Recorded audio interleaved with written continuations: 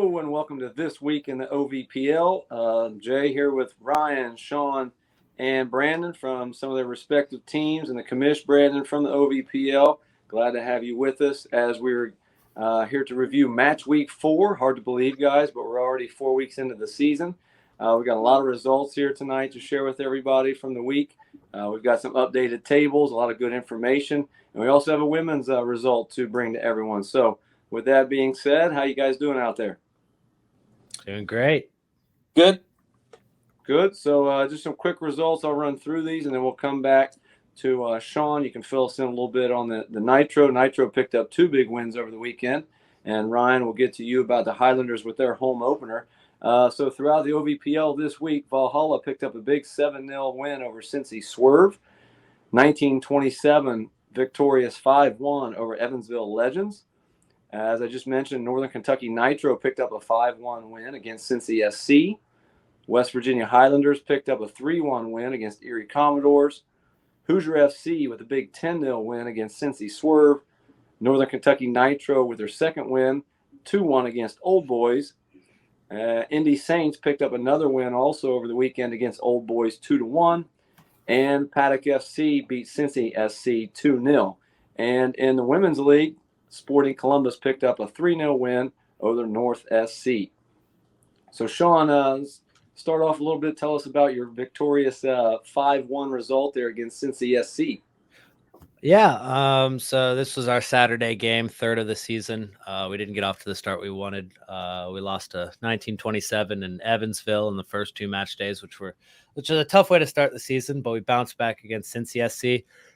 One cool highlight is that it was the most people in the crowd, most attendance that we've had as a club so far. We had a youth day, so every kid that came with any youth club jersey on from the area, so it could be King's Hammer, it could be Alliance, Fusion, etc. They'd get in for free. So we ended up having around 80 to 90 in the stands, which is pretty good for us. So thought I'd shout that out first. Yeah, that's awesome. Excellent. But in terms of the game, Cincy SC came out the gate pretty hot, but then we just started possessing the ball, and it shut them down pretty quickly. First half was mostly us. We got our opening goal, first goal of the season, actually, came in our third game, which isn't great. At about the 26th minute, where Abubakar Kusule, he scored off of a nice flick pass from Bobo Kakonda. And then shortly after that, Amadi Mubalela had a through ball, and he found his first of the season. In the second half is where things started to get a little bit interesting. Some things that didn't go to plan. We did score our third right away in the second half. Kasule got his second, so he had a brace. It was off a nice volley on a rebound, just found the bottom corner with power. But right after kickoff, they came on an attack, scored a goal. Our goalkeeper dislocated his shoulder, Serge Kakonda, and we didn't have a second goalie for the day. So all of a sudden, it's 3-1. We're panicking who to throw in goal. Is Serge going to be able to play? Is he out? So there was like 7 minutes of stoppage there because it took him a while to get up and us to figure things out. We ended up throwing Jordan Jacek, our striker, in there, and he went 40 minutes with a clean sheet. So pretty impressive performance from our striker in goal. So he got the job done, and Kasule ended up with a hat trick in the 5-1 win. So other than those like 3 minutes right after we had to sub out our goalkeeper, we felt pretty comfortable. Nice. Well, congrats on the win, Ryan. Highlanders, correct me if I'm wrong, home opener this weekend? Yeah, it was our home opener. We had 16th Street Wheeling and East Wheeling. We, we've had 2 on the road, so it was good to get back home. Good 3-1 win in terms of this, getting in the win column. But it was a scrappy game, to be honest. Erie came and we knew that, they were going to try and shut up shop. We didn't know, but we figured they may try and do that. And they did, and they made it very difficult for us. We tried to move the ball around, but, we're trying to get some opportunities on goal, and we're not connecting up top. And then, sure enough, 5 minutes before halftime, they go 1-0 up after we're controlling the game. So went to the second half. in kind of a lively team talk by the coach. We give him a little bit of a poke.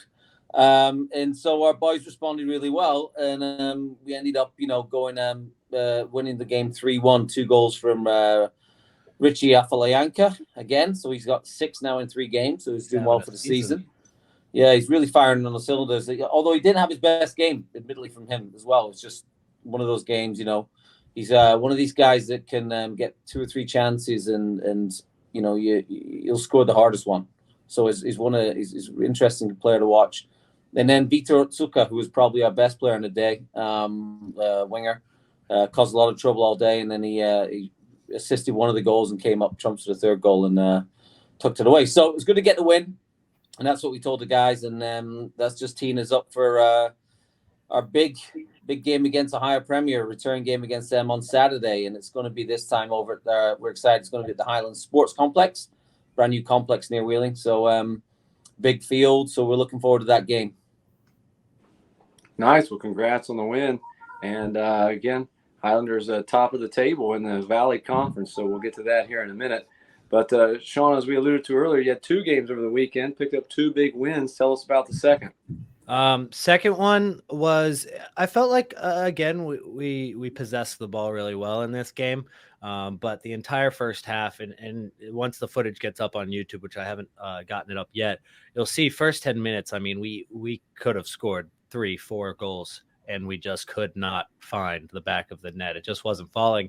And once Old Boy settled into the game, it became a lot closer. We weren't getting as many chances, still possessing the ball, but just not getting into their final third as much. So we went into halftime all tied up. Came out the half firing, ready to score some goals. We got one in the 47th minute, and that was on Amadi Mubalela. He flicked the ball on to Kalu Abbas, who got his first of the season. It was a really well built up team play. Probably highlight goal of the weekend for us, and we just possessed for the rest of the game. We had a mistake in about the 80th minute where just a mistake at the back and Old Boys capitalized. But then similarly on the other end of the field, mistake at the back in the 91st minute.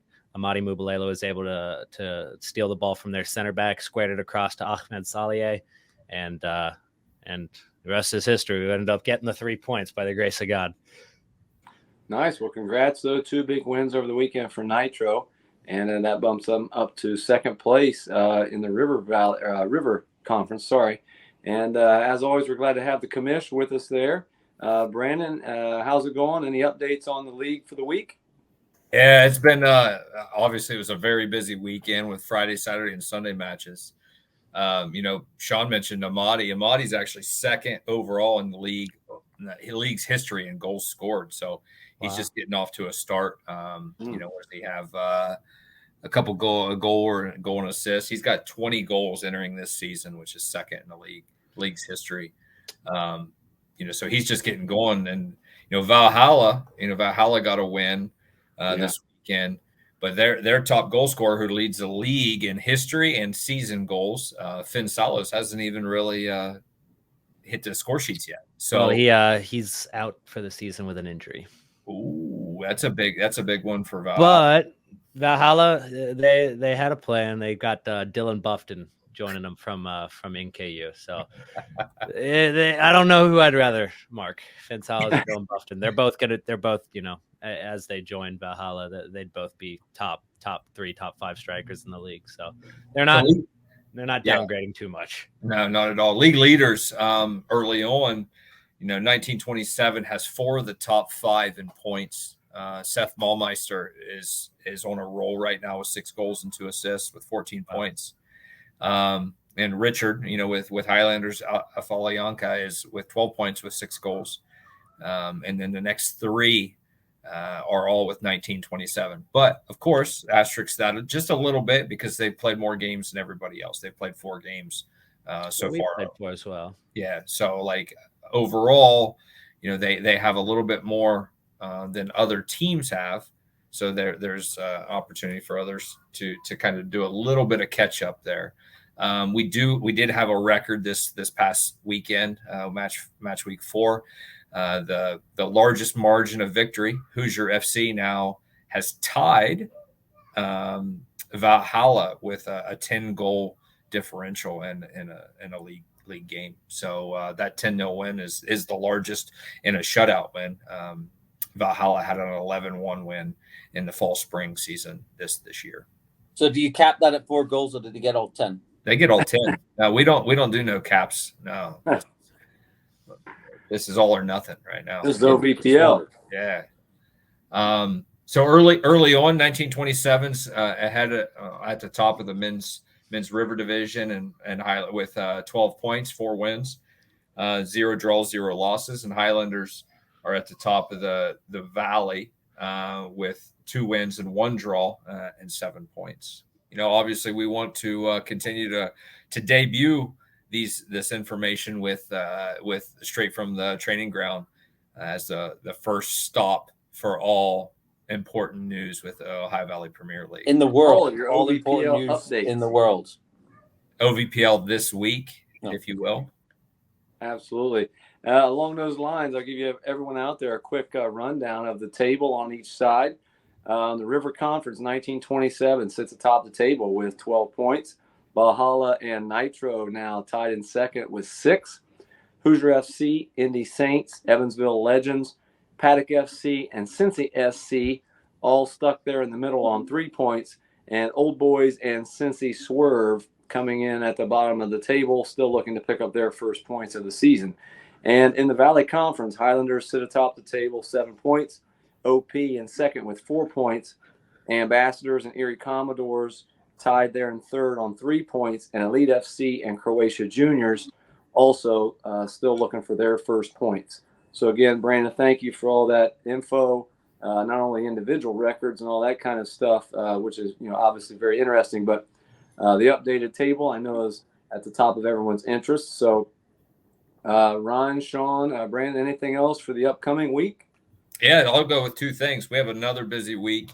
We have 10 games on schedule starting on Tuesday, actually, on the 7th. Ohio Premier Women will kick off the week against Sporting Columbus, and it'll be capped on Sunday evening with Indy Saints against 1927, so a big Indiana battle there. Indy Saints just celebrated their 5th anniversary of a club this year, and they got actually to the day they scored a win against Old Boys.